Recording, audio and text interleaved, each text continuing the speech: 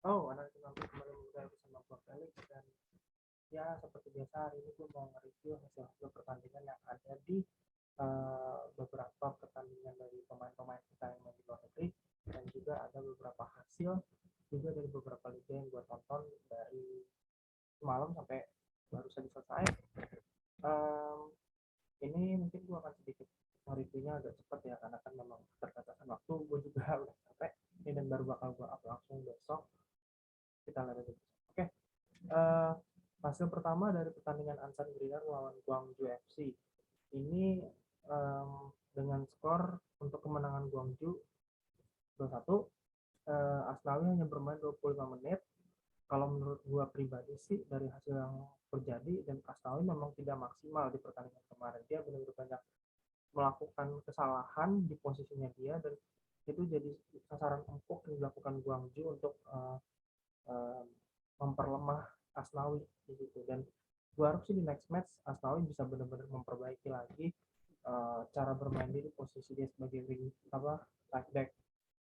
Lalu kemudian ada Sadil Ramdhani yang bermain di Sabah FC. Dia berhasil meraih kemenangan ini di Piala FA Malaysia melawan Respect FC dengan skor 2-0. Sadil nggak mencetak gol dan baru masuk di babak kedua menit 58.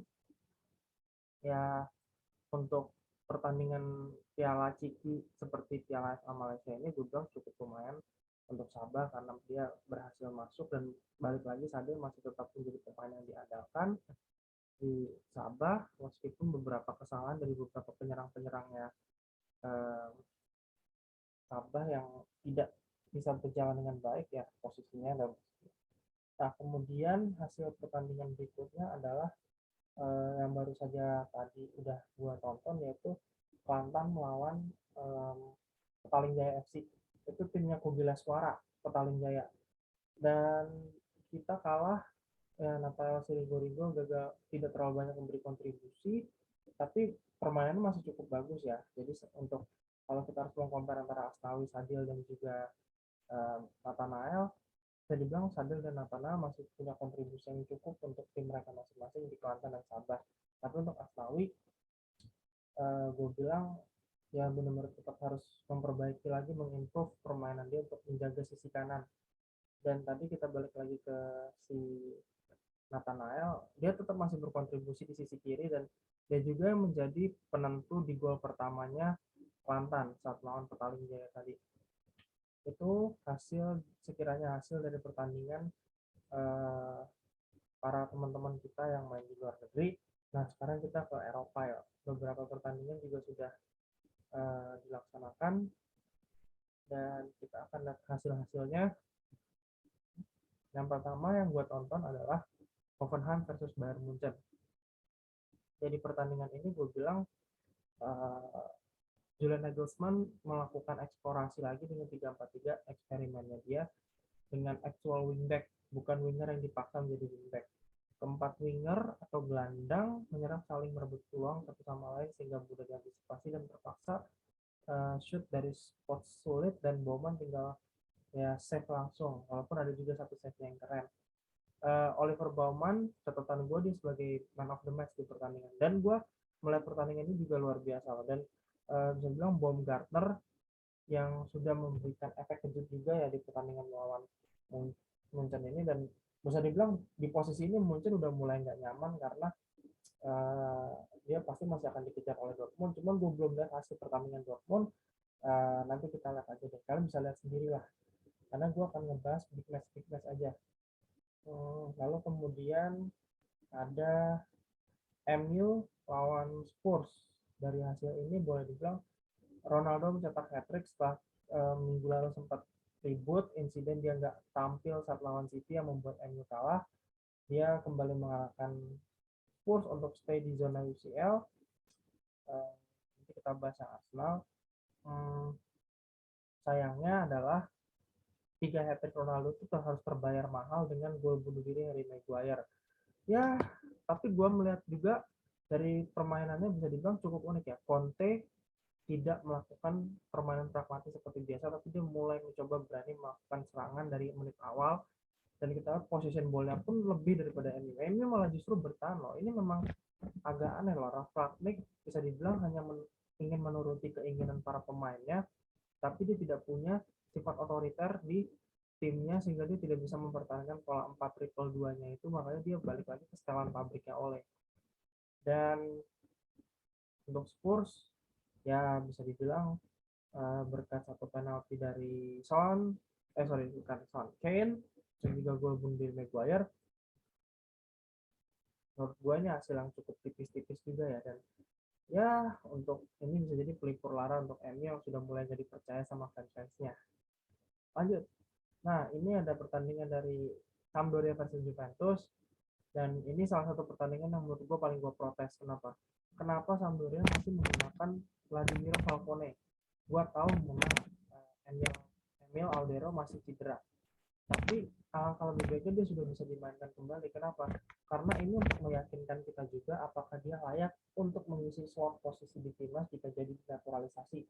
Itu yang kita pengen tahu ya. Cuman gara-gara Falcone kembali dipasang, ya juga berhasil mencuri 3 poin di Luigi Ferraris dengan brace dari Morata. Gue juga nggak nyangka loh, seorang Morata bisa menjadi pemain penentu in the right time saat Vlahovic disimpan, karena kan next match juga akan melawan Villarreal nih di kandang, dan ini leg 2 penentuan. Jadi gue rasa memang menyimpan Vlahovic adalah salah satu opsi terbaik yang dilakukan Allegri agar tidak membuat Vlahovic diforsir terlalu banyak. Dan ya mungkin di lawan Villarreal nanti Vlahovic akan bermain bersama Morata untuk menjadi mesin gol pembunuh untuk Villarreal nanti. Ya, dan masih memberi harapan juga untuk Juve masuk ke persaingan Capolista, sementara bagi Sampdoria ini memperpanjang rentetan tidak menang mereka dalam beberapa pertandingan, dan buat mereka masih berada di posisi zona degradasi.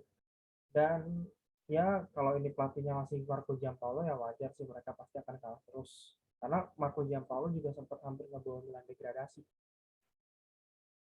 Lalu kemudian ada yang tadi baru selesai.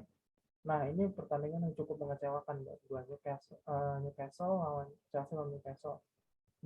Golnya baru terjadi pada last minute terakhir oleh Kai Havertz. Ya, rekor 10 unbeaten-nya Newcastle benar-benar hancur di sini. Dan dua-duanya juga tampil pincang ya, apalagi kan dua-duanya juga baru selesai main laga tundanya Premier League ya, itu kemarin. Dan kedalaman squad Chelsea pun sebenarnya jauh lebih better dibandingkan Newcastle. Cuman kan karena masalah yang terjadi dengan keluarnya Roman Abramovich dari manajemen Chelsea, membuat bisa dibilang para pemain, semua pelatih dan staff juga mengalami ketidakpastian dalam masalah masa depan mereka nanti di Chelsea akan seperti apa ketika Abramovich tidak ada. Lalu balik lagi ke pertandingan, 80% peluangnya terjadi di menit akhir, 40 sampai 45 plus dan 85 sampai 90. Artinya peluang-peluang itu baru tercipta di sekitar 5 menit terakhir babak pertama dan babak kedua. Ini artinya bahwa dua tim ini bermain sangat defensif. Gue mungkin bisa memaklumi Newcastle bermain defensif karena ya kita tahu itu tipikal Newcastle saat ini dengan skuad yang ada memang lebih layak mereka bermain defensif. Tapi untuk Chelsea dengan Tuchel dan 3-4-3-nya seharusnya mereka tidak lagi bermain dengan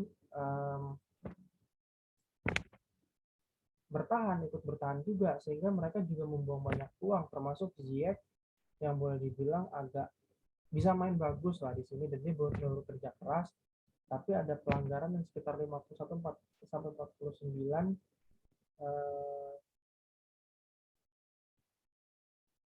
yang berpotensi kartu merah. Dan untuk ini gue bilang sih Edward Mendy yang layak menjadi pahlawan sampai last minute terakhir Newcastle lawan Chelsea. Lalu kemudian dua pertandingan terakhir tadi ada Lyon lawan Rennes dan juga Arsenal Leicester. Nah, ini dua tim yang kebetulan nih Leicester dan Rennes kan baru main kemarin di Conference League, dan Leicester berhasil mengamankan kemenangan di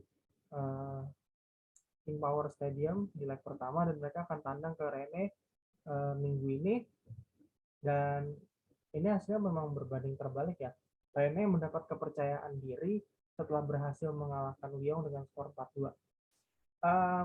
Gue mungkin akan melihat sisi positifnya sedikit untuk Lyon ya.